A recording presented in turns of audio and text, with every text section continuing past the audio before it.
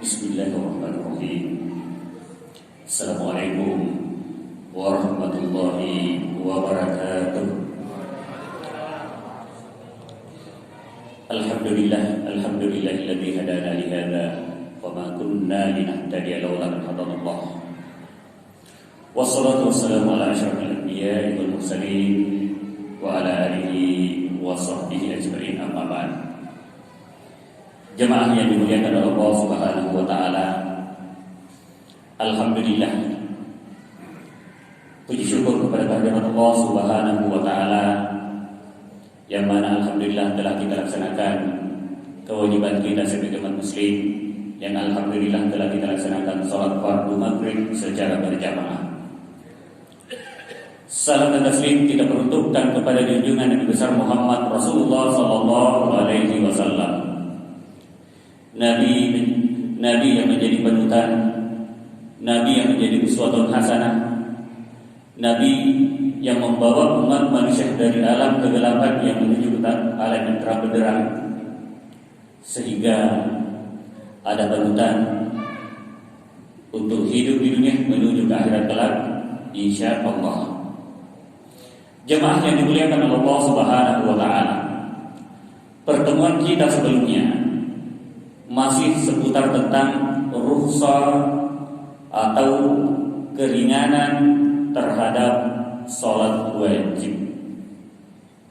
Nah, pada kesempatan ini kita akan membahas tentang dalam bab ar-rukhsah fi sholatil jamaati, keringanan dalam melaksanakan sholat berjamaah. Di sini dikatakan ihtamal Islam bi sholatil jamaati lama laha min ahammiyati fi hayatil insani, wa qad tahaddatsa Rasulullah sallallahu alaihi wasallam an fadaili sholatil jamaati fi ahaditsin katsiratin minha. Jadi Islam sangat menganggap penting apa yang disebut dengan sholat berjamaah. Begitu urgen apa yang dimaksud dengan sholat berjamaah. Hal ini dituntut untuk ditanamkan dalam kehidupan seorang manusia, sehingga Rasulullah SAW banyak sekali hadis-hadis yang berbicara tentang fadail, tentang kelebihan-kelebihan salat berjamaah. Di antaranya, qala Rasulullah sallallahu tufdalu salatu fil jami' ala salatir rajuli wahdihi 25 darajatan.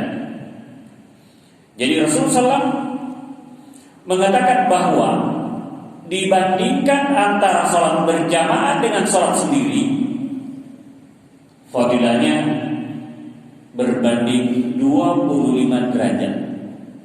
1:25 derajat. Jadi bisa dibayangkan Bapak Ibu betapa besarnya daripada pahala yang didapatkan, dalam artian betapa pentingnya apa yang dimaksud dengan sholat berjamaah selama tidak ada wudu. Kenapa? Karena Rasulullah SAW mengatakan bahwa tufdal, yaitu kelebihannya antara sholat berjamaah dengan sholat sendiri-sendiri 25 derajat atau 25 fadail, tingkatan. Al-fadl sholatul jamaah wa tajtanu malaikatul lail wa malaikatul nahar fi sholatil fajr. Jadi ketika kita melakukan sholat berjamaah, di mana malaikat di waktu malam dan malaikat di waktu siang itu akan berkumpul. Sehingga dalam satu riwayat yang diriwayatkan oleh Abu Hurairah, beliau mengatakan, ikra'u in syi'tum, bacalah kalian apabila Anda punya kelapangan, punya kemampuan. Wa Qur'an al-fajri Inna Qur'an al-fajri kana mashhuda. Ini dalam surah Al-Isra ayat 78. Bahwa salat sejak tergelincirnya matahari sampai salat fajar, bahwasanya inna Qur'an al-fajri, bahwasanya pada masa kita melaksanakan yang namanya salat subuh, karena mashhuda, jadi malaikat-malaikat itu menjadi saksi terhadap salat yang kita lakukan, apalagi ketika kita melaksanakan salat berjamaah.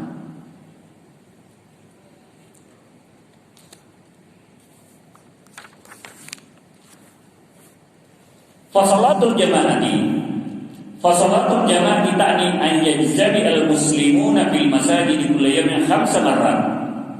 Jadi yang dimaksud dengan sholat berjamaah, di mana umat muslim berkumpul dalam satu masjid untuk melaksanakan sholat berjamaah berapa kali dalam sehari? Dalam 5 kali dalam sehari. Sholat subuh, sholat zuhur, asar, maghrib, isya. Jadi 5 kali dalam sehari semalam Bapak Ibu yang saya muliakan. Wa hadza yu'addi ila ta'aruf. Dengan adanya yang namanya sholat berjamaah, ini mengantarkan kita antara si A dan si B bisa saling kenal mengenal. Mungkin Bapak Ibu yang saya muliakan, kalau misalnya kita tiap hari sholat berjamaah di Masjid Jami' Al-Ikhlas, ada yang tinggal di perumahan sebelah sana, tapi datang misalnya sholat berjamaah di sini, yakin bisa ketemu tiap hari, masuk dalam kelompok jamaah masjid itu. Bukankah ini satu kebaikan yang didapat, yaitu bisa kenal antara si A dan si B?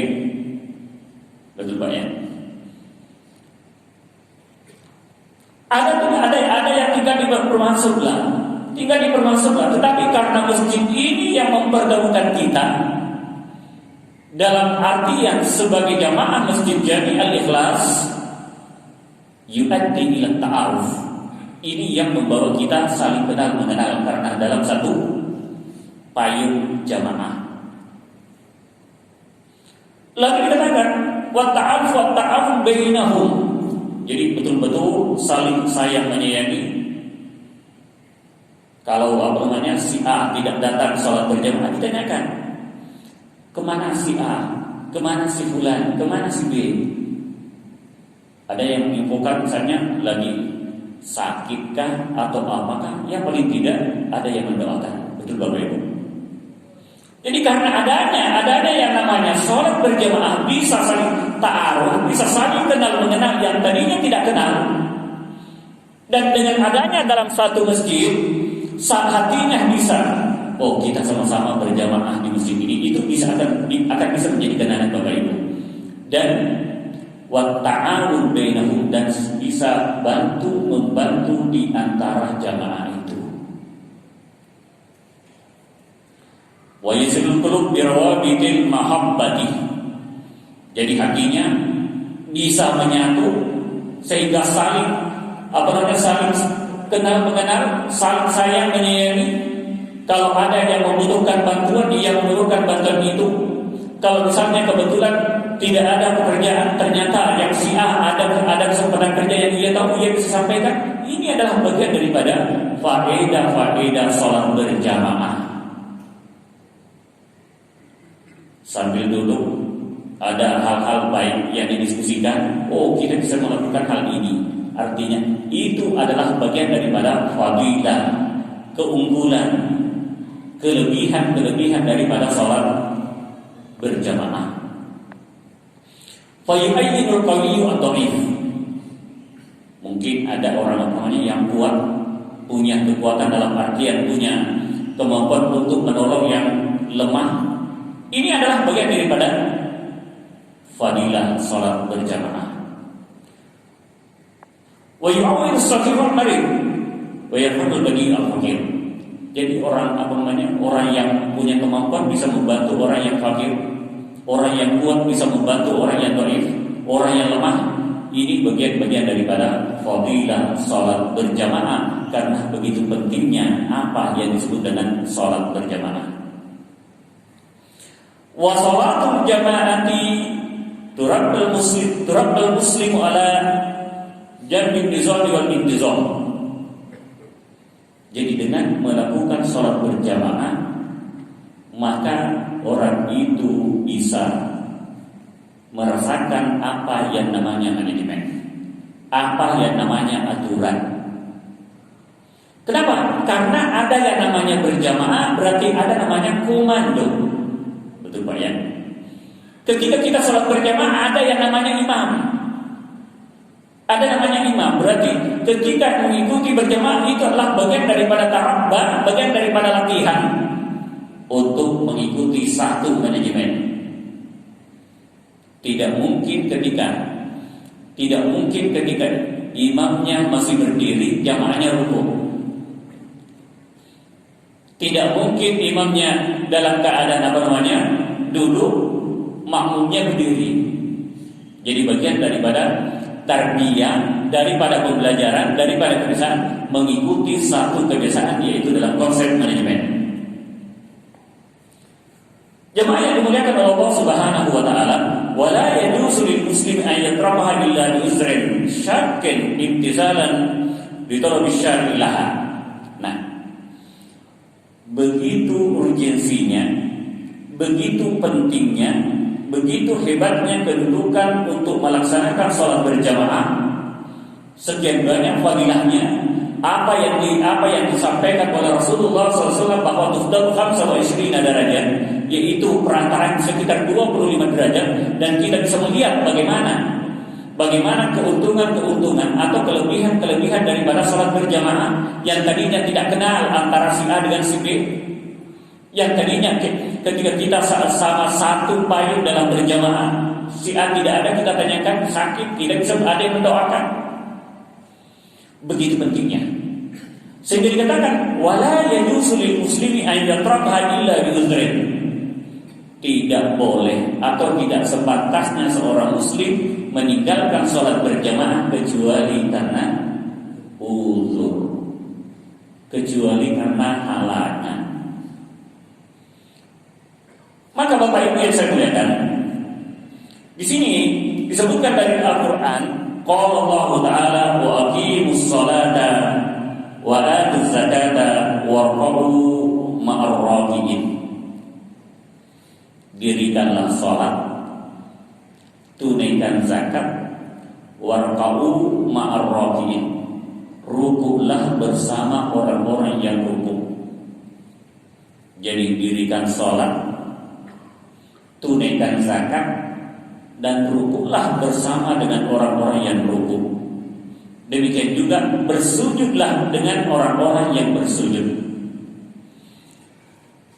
Istidlal daripada Istidlal daripada ayat Allah Subhanahu wa taala ini mengatakan laqad amara Allah Subhanahu birruku'i wa mutlaq amri yufidul wujub. Bahwa Allah Subhanahu wa taala memerintahkan salat, yang mana dalam salat itu ada yang dimaksud dengan ruku, dan ruku ini adalah bagian daripada perintah Allah Subhanahu wa taala. Maka dikatakan di sini wa mutlaqul amri yufidul wujub, bahwa perintah ruku ini mengandung arti wajib. Pernah kita bahas bahwa dalam Al-Quran ada perintah mengandung wajib dan ada perintah mengandung sunnah. Ada larangan yang mengandung haram dan ada larangan mengandung makruh. Lalu yang tidak ada, yang tidak disebut dalam Al-Quran, itulah al-mukhayyar, yaitu mubah, pilihan. Maka dikatakan bahwa anna ruku'a ma'ar-raki'in la yumkinu an yatasawwara illa fi halil musyarakati fi ruku' wa la yakunu dzalik illa bi iqamati sholati bil jama'ati. Jadi urgensi daripada ayat ini bahwa rukuklah bersama dengan orang-orang rukuk. Ini bisa digambarkan bahwa tidak mungkin dikatakan rukuk bersama orang-orang yang rukuk kecuali dalam pelaksanaan sholat berjamaah. Artinya apa? Ini adalah bagian daripada perintah, dan perintah ini mengandung wajib. Dan tidak akan terlaksana yang namanya ruku bersama orang-orang yang ruku kecuali melaksanakan sholat berjamaah. Demikian juga ketika ada ayat Allah Subhanahu wa taala yang mana ayat ini ketika diturunkan pada masa perang, wa idza kunta fihim fa aqamta lahumus sholata faltaqum ta'ifatun minhum ma'ak. Ya Muhammad, apabila engkau bagian daripada mereka, fa aqamta lahumus sholata faltaqum ta'ifatun minha. Jadi kamu dirikan salat dengan mereka. Maksud daripada ayat ini bahwa ketika masa perang itu termasuk bagian daripada terjadi yang namanya ketakutan. Artinya apa? Wa hadza halatul khauf. Ini dalam keadaan takut, was-was. Nanti ada musuh datang dari samping kah? Musuh datang dari belakang kah? Atau dari depan kah? Wa fi halatil amni yakunu al-hukmu bi iqamati sholati al-jama'ati ba'da aula. Artinya, ketika masa perang, jika ada waktu untuk sholat berjamaah lakukan.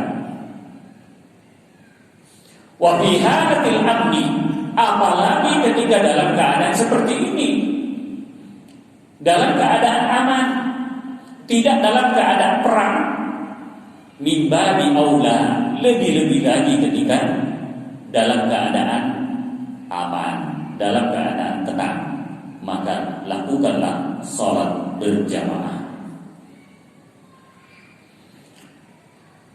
Dari as-sunnah an Abi Hurairah radhiyallahu anhu qala Rasulullah sallallahu alaihi wasallam, inna asqala salati 'alal munafiqin. Bahwasanya salat yang paling berat dilakukan orang-orang munafik.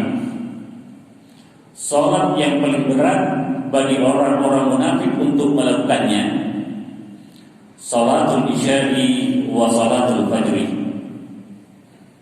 yaitu salat isya dan salat subuh.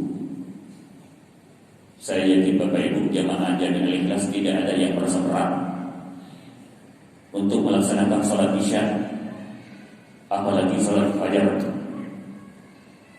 apalagi setelah melaksanakan salat maghrib secara berjamaah, melanjutkan lagi kajiannya, melanjutkan lagi taklimnya. Jadi ini adalah bagian daripada, kalau diniatkan i'tikaf dan taklim, masya Allah pahalanya berlipat ganda Bapak Ibu yang saya muliakan. Maka otomatis itu terlepas daripada golongan orang-orang munafik yang disebutkan bahwa salat yang paling berat dilakukan oleh orang-orang munafik salat isya. Nanti kita selesai taklim, kajian, masuk waktu isya kita langsung salat isya tanpa merasa berat. Demikian juga insya Allah salat fajar, salat subuh. Allah Subhanahu wa taala yang memerlukan kita, olehnya itu kita dengan tenang, dengan mudah melangkahkan kaki kita ke masjid untuk melaksanakan salat subuh. Bukankah dikatakan tadi bahwasannya innahu kana al-fajr kana mashhuda, bahwasannya ketika kita melaksanakan salat subuh, malaikat-malaikat Allah Subhanahu wa taala menyaksikan, menjadi saksi untuk melaksanakan salat subuh itu. Sehingga dikatakan walau ya'lamuna ma fihima, andaikan mereka tahu apa yang terdapat atau fadilah-fadilah yang terdapat salat subuh ataupun salat isya, pasti mereka tidak mau meninggalkan salat berjamaah untuk salat isya, demikian juga salat subuh.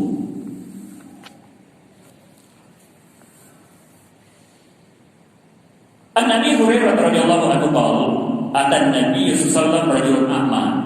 Atan Nabi sallallahu alaihi wasallam a'ma. Jadi hadis yang diriwayatkan oleh Abi Hurairah bahwasanya beliau berkata, seorang yang buta, seorang yang dalam keadaan buta mendatangi Rasulullah sallallahu alaihi wasallam. Ya Rasulullah, wahai Rasulullah, innahu laysa li qa'idun yaquduni ilal masjid. Sesungguhnya saya ini dalam keadaan buta, tidak melihat, tapi tidak ada yang bisa membimbing saya ke masjid. Artinya orang buta ini mengajukan keadaannya kepada Rasulullah, kira-kira ada keringanan apa tidak. Sehingga Rasulullah mengatakan, jadi dia mengatakan, fasa'ala Rasulullah sallallahu alaihi wasallam ayyurahhisa lahu fa yusalli fi baitihi. Jadi ia menyampaikan keadaannya, apa yang ia rasakan, bahwa ia dalam keadaan buta, tidak ada yang bisa membimbing atau mengarahkan ke masjid, maka adakah keringanan baginya untuk melaksanakan sholat di rumah? Sehingga farahhasa lahu, apakah ia diberi keringanan baginya?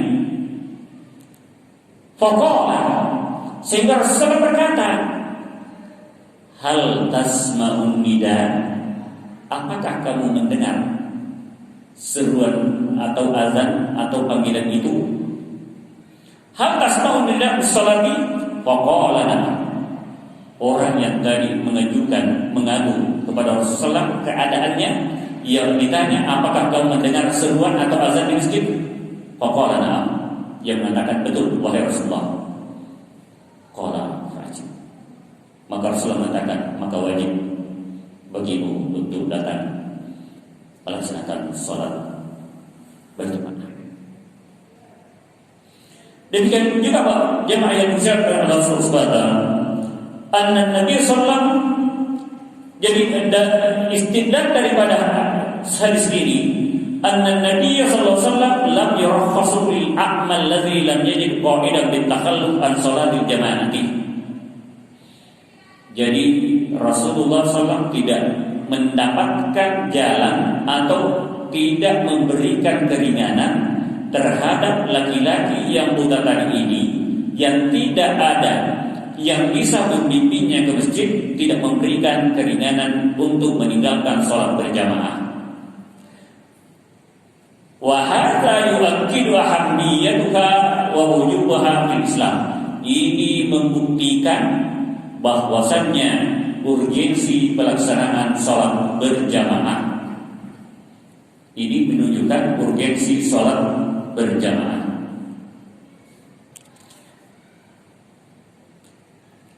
An Ibnu Abbas qala Rasulullah, jadi dari Ibnu Abbas diriwayatkan bahwa Rasulullah bersabda, man sami'an nada falam yajid fala sholata lahu illa min uzrin. Barang siapa yang mendengar